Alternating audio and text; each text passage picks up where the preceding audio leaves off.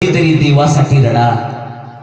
माझे तुकोबा या देवासाठी रडले, माझे ज्ञानोबा देवासाठी रडले, अनेक संत देवासाठी रडले. मायबाप आम्ही मात्र संसारासाठी रडत बसलो.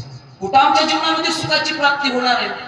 संसारासाठी रडणारी माणसं सुखी कधीच होत नाहीत. मायबाप आम्ही संसारासाठी रडलो, परमार्थासाठी कधीतरी रडायला तयार व्हा.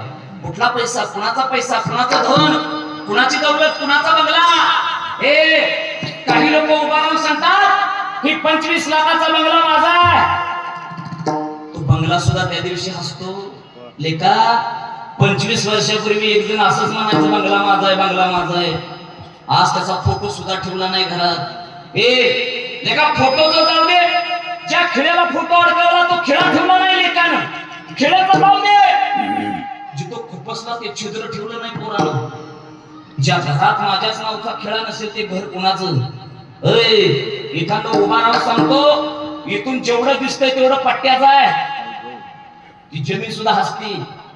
असाच म्हणायचा तुझा पंजोबा, असाच म्हणायचा तुझा आजोबा, असाच म्हणायचा तुझा बाप, आणि असाच म्हणून तुझा